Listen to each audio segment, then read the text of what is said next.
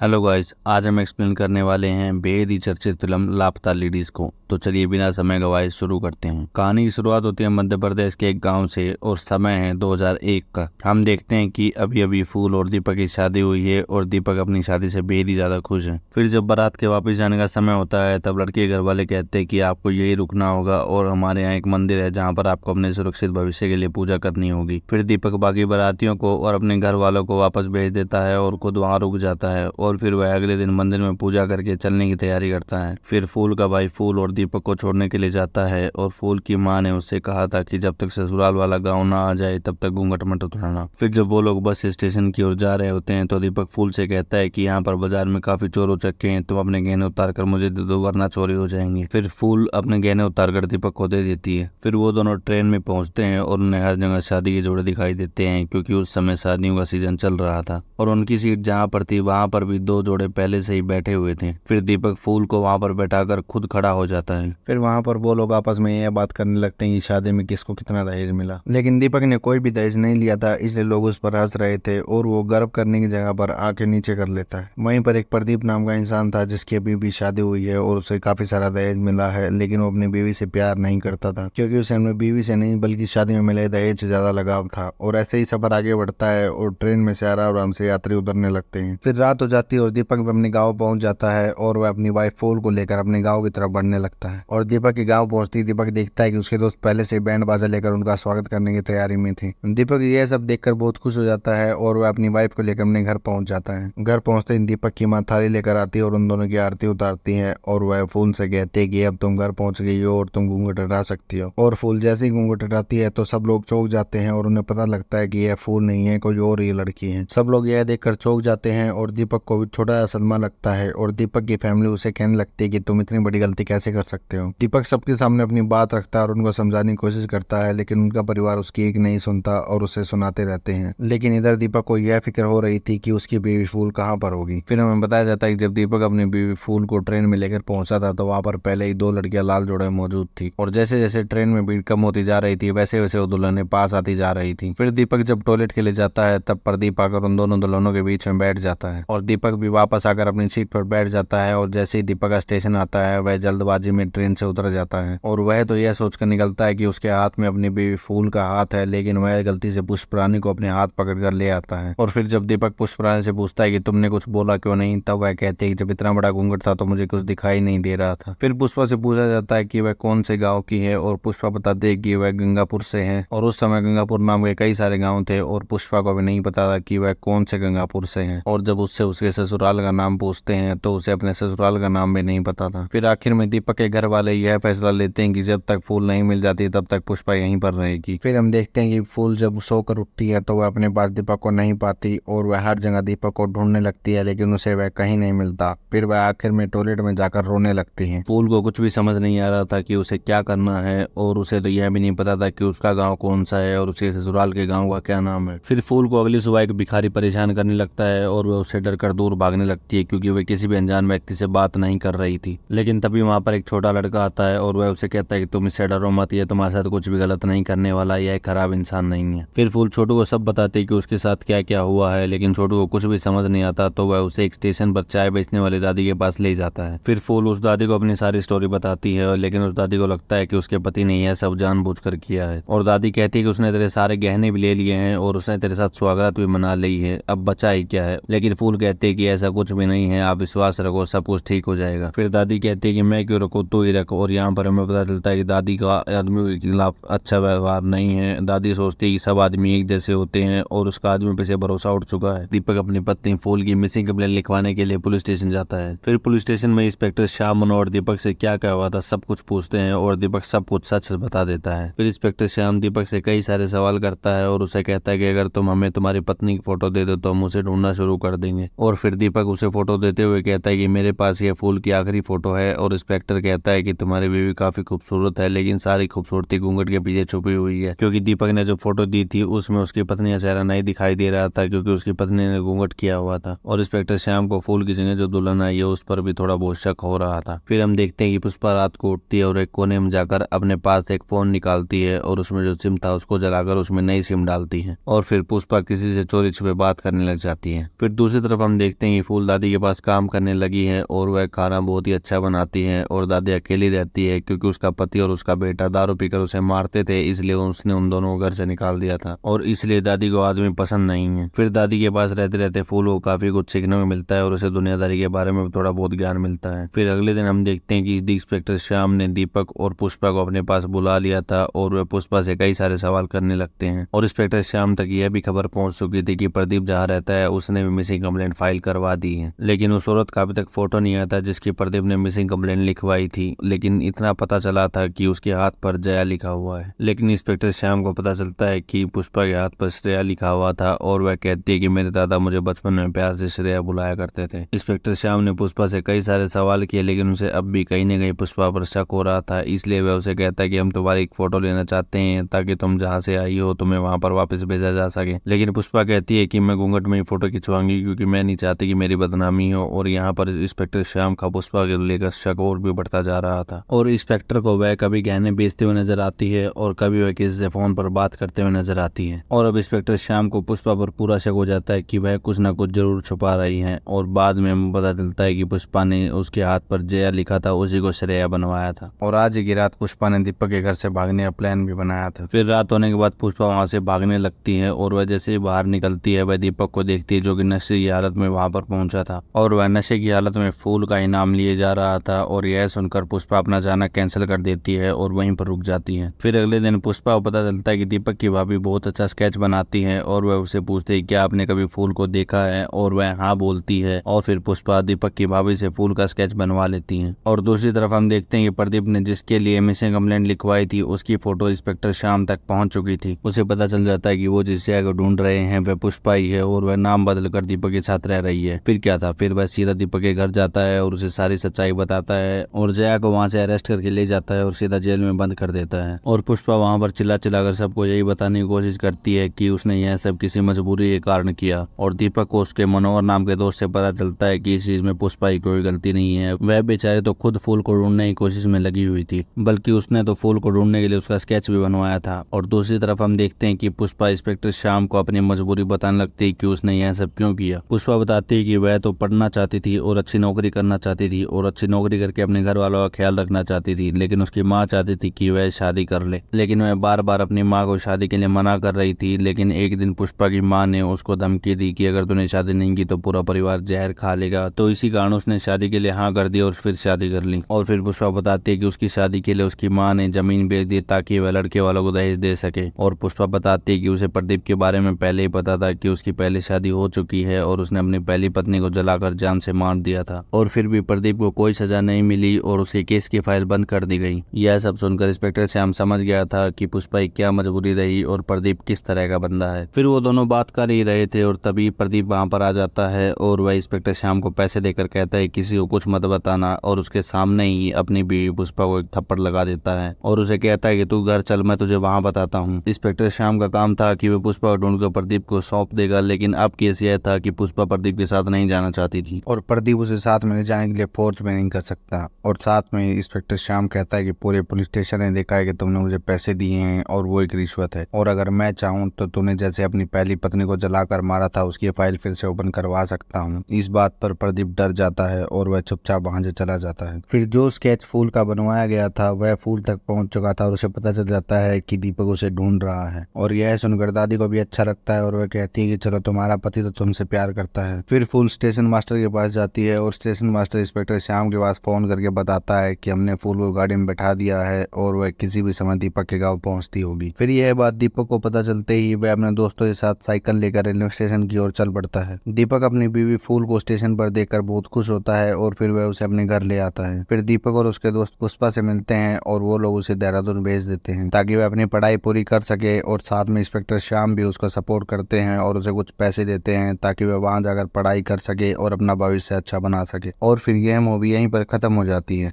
यह वीडियो अंत तक देखने के लिए आपका धन्यवाद। और अगर आप चाहते हैं कि मैं आपकी बताई किसी फिल्म का एक्सप्लेनेशन करूं तो आप मुझे कमेंट करके बता सकते हैं। और जाने से पहले वीडियो को लाइक करें, कमेंट करें और शेयर करें और बताएं कि आपको वीडियो कैसे लगी और चैनल को सब्सक्राइब जरूर करें।